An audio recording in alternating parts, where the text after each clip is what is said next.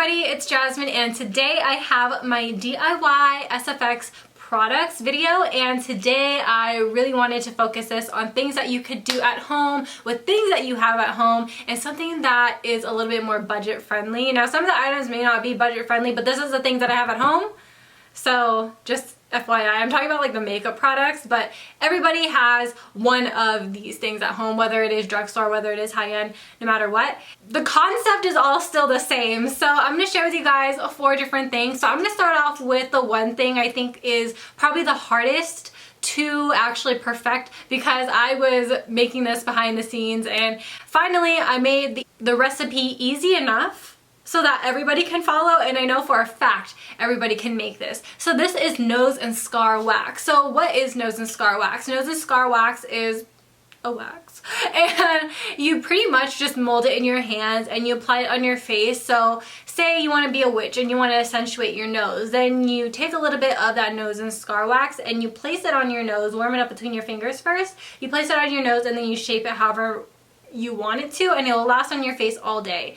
So I wanted to make something that was super easy. So I took 1 spoonful of Vaseline, put it in a cup. I put it in my little Kraft mac and cheese cup, and then after that initially I took powder, my face powders that I didn't care about, but I realized that all my powders that I owned is pretty finely milled, so that really didn't do it justice in actually getting the Vaseline to that non-oily state. So what I did was I ran to the kitchen, I took some flour, and I took 2 additional teaspoons of flour. But in total you need 3 teaspoons of whatever type of dry powdery substance. So baby powder can work as well. And then you want to mix it up. So what I have here, let me see if you can see that.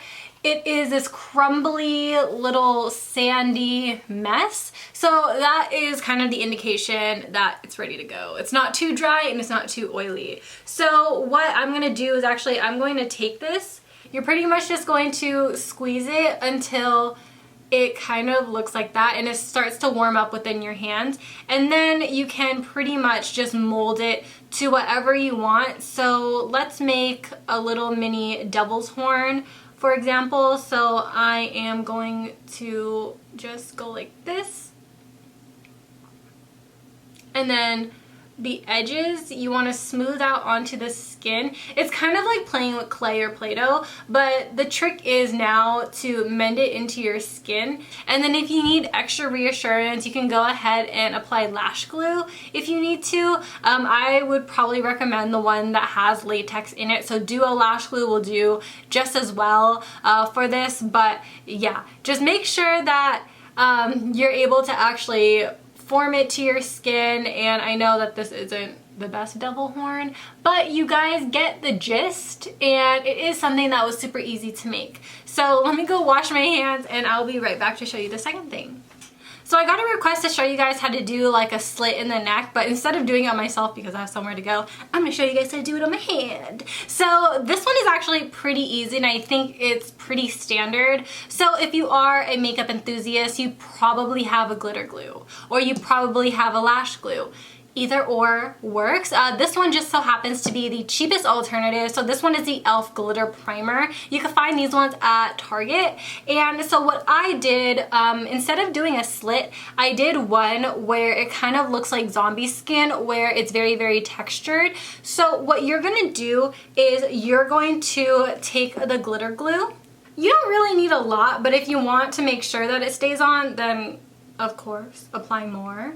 But pretty much if you're unfamiliar with the whole latex and cotton ball method to actually add texture to the skin or to prep your skin to make it look like it got cut or open wound, anything like that, pretty much you apply the liquid latex first and then you go ahead and apply the cotton ball. But since this is DIY, you know, we're gonna do a 2-ply tissue. We're going to make it into 1-ply by separating this, and then you're just going to take a random piece like so, and then you want to press it on into that glitter glue. And then when it dries, that is kind of when you want to start moving your finger along the edges, and it will start looking like this. So if you want it to be more prominent, a little bit more texture, then you obviously go in with a second layer. But that is pretty much how you do it. And then when you want to color it, I just have this random Lego lipstick that I'm going to use later. So then once you blend it, you take off the edges, by the way, but once you blend it out, that's pretty much what you get. And that is probably the easiest zombie skin. Or, I mean, obviously if you want to do the cut, then you obviously do the straight line, but easy zombie skin. There we go. Body paint, low key, is always hit and miss. If you want the good ones, you gotta spend a lot of money. If you want the cheap one, you go to the dollar store, but then you're gonna crack. You're gonna crack, you're probably gonna break out, and it's not gonna look cute at the end of the day. So in order for your body paint to stay on your body looking nice and fresh, this is what you'll need. So you're gonna need a foundation that is pretty light. As you can see, this is not my color, and you're also going to need any liquid lipstick. So like I said, I have this random one that I don't really care about butchering. So in some circumstances, like say you're gonna need body paint or face paint. So I'm actually gonna have a friend who I'm gonna do makeup for on Halloween. She's gonna be Gamora from Guardians of the Galaxy, and her skin has to be green. So what I did for that is I mixed a green liquid lipstick into the foundation. Obviously you can use a regular bullet lipstick, but it's gonna take a longer time to blend. So what I'm gonna show you guys is an easy way to make your body paints. So what you're gonna need is you're gonna need a lot of liquid lipstick. So my kind of preferred method is to kind of do maybe 5 to 10 dunks into your liquid lipstick. For this, I'm gonna just do 3 because I'm only gonna be using a little bit. And then however much foundation you need. So for this demonstration, I'm gonna use 1. Typically I use like 2 or 3 for a full face. So I'm just gonna go ahead and apply 1 pump there and then blend it in. So this one is going to look a little bit more pink because we did mix red in with a more light tan shade. But if you want it more red, obviously add more liquid lipstick. If you want to be blue, kind of like Hades from Hercules, then you can obviously use a blue liquid lipstick. There are so many brands nowadays that have colored liquid lipsticks, especially in the drugstore. I know for a fact CoverGirl expanded their line, Wet n Wild. You can literally find something in the drugstore, and there we go. We have face paint. It's going to set because the liquid lipstick sets, so it's going to set the foundation a little faster. You can also go ahead and apply powders on top because you know that powders on top of foundations work really well. So that is an easy way to get face paint and it won't crack. Alright, so for my next demonstration, I'm actually going to need this hand. So I'm going to pretty much replicate this side with the whole holy vibe, and I'm going to show you guys how to color in some bruising around any wounds. Typically when SFX artists actually do this step, they use a lot of water activated or alcohol activated paints because it looks more natural. So you can do that, but I wanted to show you guys another way. So I'm just going to take some eyeshadows. So the reason why I chose this palette in particular is because I'm going to need the black, I'm going to need this burgundy, and I'm also going to sporadically use this blue just a little bit. The easiest way for me to do shading is to apply the black first. And it would be ideal to actually have a foundation base, but you know, you guys get the point at this point. And then we're gonna go into that burgundy to just add a little bit more red.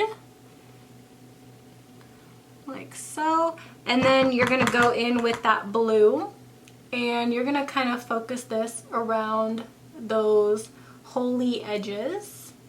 And then to actually make this look realistic and make it look a little bit more gory, you can always add your liquid lipstick. By the way, this one's just Kat Von D Vampira, a dark red, like that. And then with your brush, because I'm going to wash my brushes later, you're going to blend everything out once again, and then you just stipple the rest. you pretty much just want to focus on those dark vampy colors. But I know for some people they like to add yellow, so I'm going to actually do that for you because it's in this palette. And the yellow is pretty much like deteriorating skin. So you just want to stipple it on at this point. I know it kind of looks weird because of the white edges, but like I said, having a base on top of the tissue actually makes a difference. And I actually forgot to include how to make blood because that is actually something that is actually really easy to make. So we're going to use the liquid lipstick yet again.